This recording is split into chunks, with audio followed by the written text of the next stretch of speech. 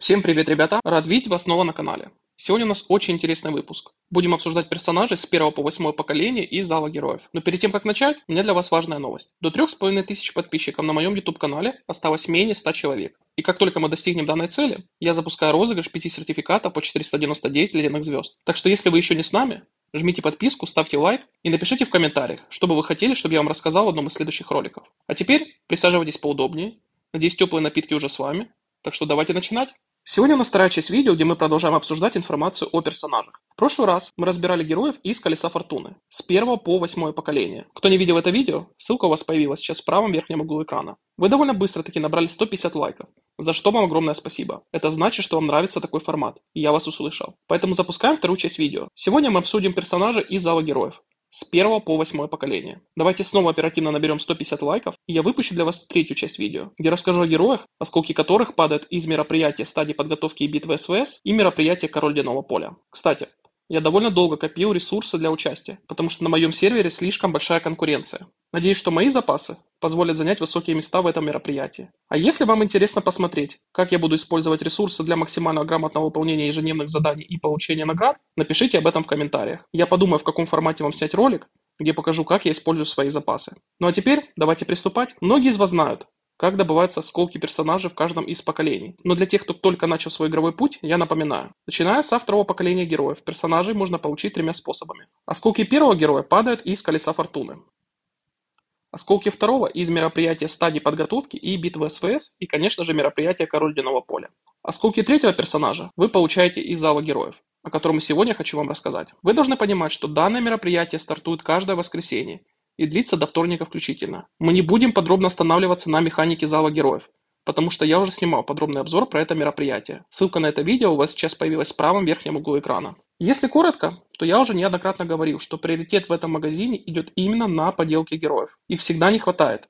Поэтому зал героев – это одна из опций для их получения. Но не стоит забывать и про открытие нового персонажа. В каждом поколении герой в этом меню меняется. Для открытия персонажа вам необходимо 100 знаков доблести, которые вы можете получить за алмазы.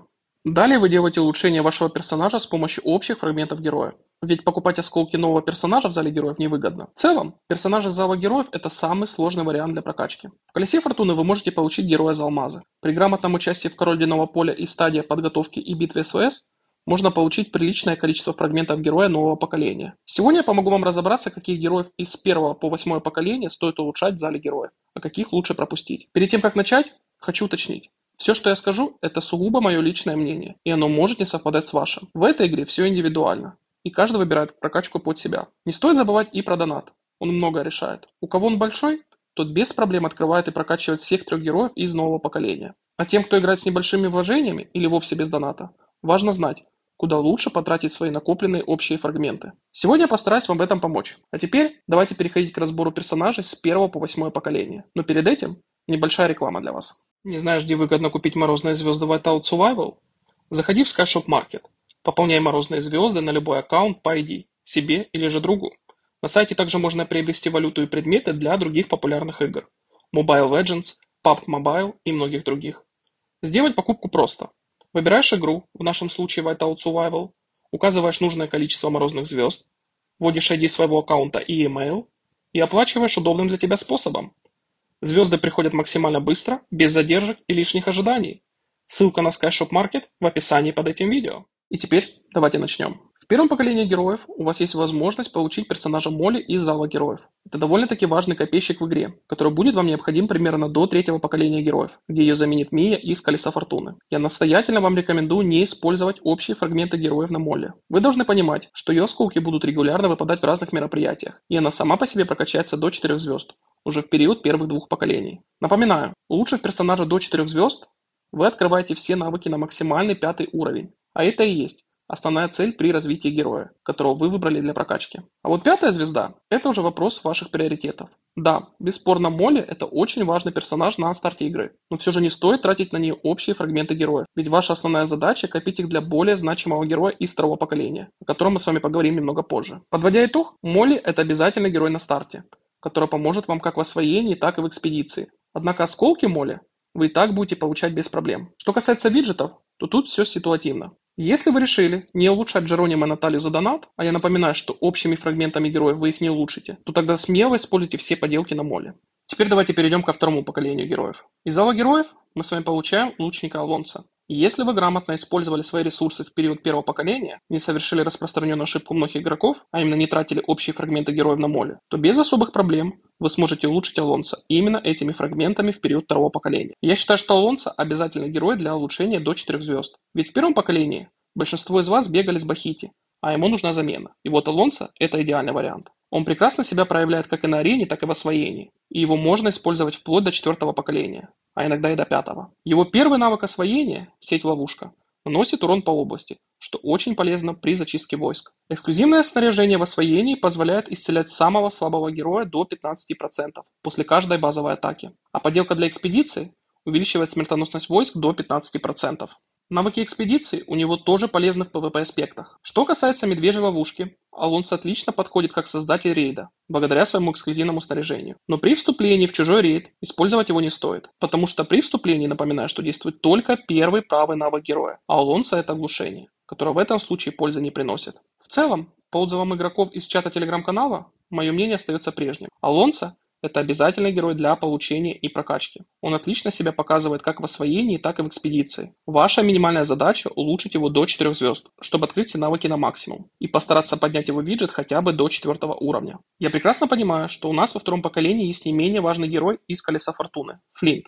Поэтому уровни виджетов старайтесь прокачивать примерно одинаково у обоих персонажей. Теперь давайте перейдем к третьему поколению героев, где из зала героев мы с вами можем получить пехотинца Логана. Мы не будем долго на нем останавливаться, поскольку я не рекомендую использовать на него общие фрагменты героев.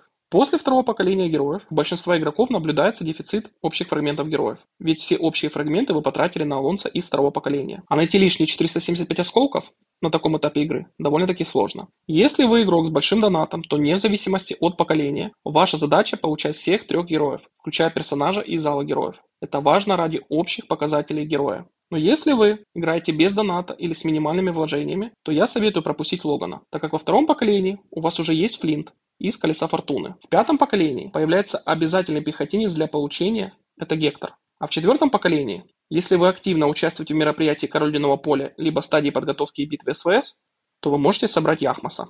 На ловушке Медведя по своим навыкам Логан уступает Флинту. На арене он тоже не впечатляет. И я не получил много положительных отзывов от игроков, ведь мало кто вообще его берет из-за дефицита ресурсов. В PvP игроки с высоким донатом по-прежнему будут использовать Джеронима в атакующем рале. А вот единственная сфера, где Логана еще применяют, это гарнизон. В основном, благодаря его высоким базовым показателям, которые немного выше, чем у Флинта. По итогу могу сказать следующее. Не тратьте общие фрагменты на Логана и не спешите его открывать. Для игроков с высоким донатом есть гораздо более эффективная альтернатива Джеронима, который останется актуален приблизительно до 5 поколения. Поэтому я советую копить общие фрагменты героев для персонажа из зала героев 4 поколения, о котором мы сейчас с вами и поговорим. В 4 поколении персонажей из зала героев мы с вами получаем копейщика Райну. Пожалуй, самого неназначенного героя для обсуждения в этом ролике. Лично я Райну не делал, и как уже говорил ранее в ролике про Колесо Фортуны, считаю это ошибкой. Если я бы мог вернуться в это поколение, я бы прокачал Райну хотя бы до 4 звезд, и сейчас объясню почему. Если в 3 поколении героев вы не тратили общие фрагменты, то к моменту выхода 4 поколения у вас вполне достаточно будет ресурсов, чтобы сделать Райну на 4 звезды, уже с самого старта. Что касается виджетов Мии, которые крайне важны для медвежьей ловушки, по моему мнению, в зале героев их брать пока рано. Если вы не сделали виджет Мии до 10 уровня еще в 3 поколении, а таких большинство, то спокойно возвращайтесь к этому вопросу уже с 5 поколения. Цена на виджет в зале героев у вас будет постепенно снижаться. Я сам прокачал виджет Мии до 10 уровня только к старту 7 поколения, поэтому не спешите. Все успеете купить по более выгодной цене. Так, немного мы с вами отошли от темы, давайте вернемся к Райне. Я считаю Райну лучшим героем 4 поколения. Искренне жалею, что не взял ее в свое время. Да, Мия по-прежнему остается лучшей альтернативой для медвежьей ловушки, но Райна полезна сразу в нескольких аспектах. Во-первых, арена. У Райны отличные атакующие навыки, а второй навык позволяет уклоняться от атак. Ее виджет имеет шанс нанести дополнительный урон, что делает ее отличной опцией для освоения и арены. Во-вторых, экспедиция. Тут Райна не менее сильна. Ее виджет повышает смертоносность войск в рейде до 15%, а первый навык экспедиции усиливает атаку лидера, а значит Райна идеально подходит для вступления в рейд на медвежьей ловушке. Также ее можно использовать и в качестве создателя собственного рейда на ловушке, но тогда рекомендуется брать примерно 25% копейщиков. В любом случае, если вы не видели мой ролик про создателей героев на ловушке медведя, период с 1 по 8 поколение, то ссылка у вас сейчас появилась в правом верхнем углу экрана. Ну и конечно же PvP. Райна подходит как для соло-атак, так и для создания ралли. По итогу могу сказать следующее. Я однозначно рекомендую брать Райну и 4 поколения и прокачивать ее минимум до 4 звезд, а также по возможности повышать ее уровень виджета. Как долго с ней играть, уже решать вам. Вы можете оставить Райну до выхода Рене из Колеса Фортуны в 6 поколении, или, если активно играете в мероприятии Король Ледяного Поля и стадии подготовки СВС, то можете взять копейщика Нору из 5 поколения. Но лично я советую оставить Райну до 6 поколения, а в 5 поколении сосредоточиться на лучнице Гвен и пехотинце Гекторе. На 270-й день игры в 5 поколении персонажей в зале героев появляется лучница Гвен. Как уже обсуждали в предыдущих поколениях, по совету своего бывшего руководителя Альянса, я остался с Лин и бегал с ней до 6 поколения. В 5 поколении мне пришлось брать Нору, так как я не сделал Райну из зала героев. Очень жалею, что в свое время послушался своего турецкого руководителя, когда играл с ним в период 4 и 5 поколений. Гвен тоже хорошая опция для приобретения. Это отличный лучник, с которым вы можете играть до 7 поколения. А там уже появится мой самый любимый герой из Колеса Фортуны – Брэдли. Гвен имеет атакующие навыки для освоения и является одним из лучших героев на арене. Виджет у нее тоже атакующий, она прекрасно себя проявляет во втором ряду в освоении. Что касается экспедиции, то у нее тоже навыки направлены на атаку. Первый навык экспедиции повышает урон до 25%, а это означает, что мы можем ее использовать на ловушке медведя в качестве вступающего в ралли. В период 5 поколения вы можете создавать рейд с Гвен и Мией, а вот пехотинца вы уже выбираете на свой вкус. Кто-то использует Джеронима, и я, честно говоря, завидую таким игрокам. Кто-то использует Наталью. Кстати, не исключено, что я возьму Наталью на 4 звезды, покупая VIP-пакеты, и мы с вами будем проводить тесты на медведя. Пока что я коплю виджеты из зала героев, чтобы улучшить навык Натальи до 10 уровня. Но в любом случае, кто-то в 5 поколении использует Флинта, либо Гектора на медведе, но касательно лучника, Гвен считается лучшей опцией в период 5 поколения для ловушки. Касательно PvP аспектов, Гвен можно использовать в соло-атаках, а также при создании ралли. Использовать ее стоит еще благодаря ее виджету, который предоставляет дополнительно плюс 15% к смертоносности войск. По итогу могу сказать следующее. Я бы советовал вам не повторять моих ошибок. Делайте Райну из 4 поколения и Гвен из 5 поколения, минимум на 4 звезды, чтобы открыть все навыки на максимальный 5 уровень. Кто-то сейчас может написать в комментариях, а где взять столько скоков на персонажей. Я прекрасно понимаю, о чем вы говорите. Но на этом этапе игры вы уже как минимум получаете один мифический фрагмент за уровень VIP. А также можете добывать осколки в различных игровых мероприятиях. Год назад было довольно сложно собирать осколки героев, но сейчас администрация добавила множество способов получения общих фрагментов. При правильной расстановке приоритетов у вас вполне есть возможность прокачать обоих этих героев до 4 звезд. И если вы считаете иначе, напишите об этом в комментариях. Но общаясь с ребятами в нашем телеграм-канале, могу сказать, что большинство подтверждает, что реально собрать обоих этих персонажей на 4 звезды в период 4 и 5 поколений. Теперь переходим к 6 поколению персонажей. Из зала героев мы с вами получаем пехотинца Шуминга. Именно с этого поколения можно начинать использовать формации для соло-атак без лучников, в том числе и благодаря этому пехотинцу. Для себя я решил не брать Шуминга на 4 звезды и подождать следующих поколений, так как мой бюджет ограничен. Из-за отсутствия Гвен в 5 поколении мне нужна была замена Лин, поэтому я использовал свои общие фрагменты для лучника Вейна из 6 поколения. Что касается Шуминга, по отзывам сильных игроков, которые его брали в этот период, он прекрасно показывает себя на первой линии в освоении вместе с Гектором. Виджет у него работает в защитном варианте. Касательно экспедиции, то первый навык у него тоже работает в защитном варианте, а второй и третий повышают урон всем войскам. Тестировать его на медвежьей ловушке я лично не мог, но по отзывам других игроков Гектор и Флинт показывают себя лучше. Еще один вариант использования Шуминга – это в гарнизоне, где он может быть один из первых 4 героев благодаря своему первому навыку экспедиции, который снижает урон от атак противника.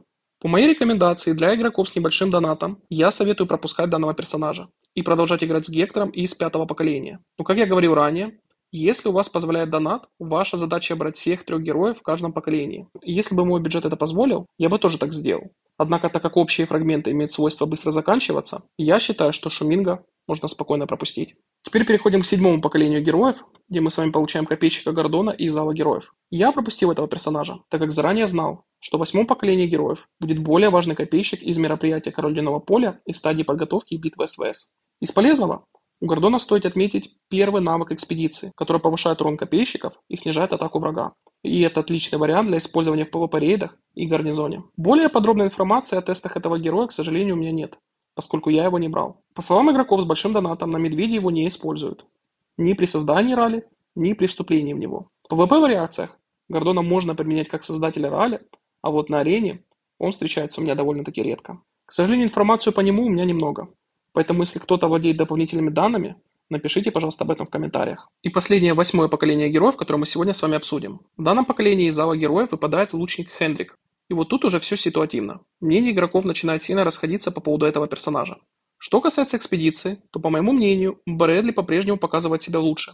Ведь его используют вплоть до 10-го поколения, благодаря его сильным навыкам экспедиции. Я лично делал Хендрика исключительно для освоения. Мне понравились его 3 атакующих навыка, и я взял его именно для арены и для прохождения нескольких сложных этапов освоения. По экспедиции мы периодически проводим тесты с участием Хендрика в ралли, ведь его первый навык снижает защиту противника до 25%, что может быть полезно. Но лично я, начиная с 7 и по 9 поколение включительно, решил оставить Брэдли в экспедиции, а Хендрика использую исключительно для освоения, во втором ряду, вместе с Брэдли. По итогу могу сказать следующее.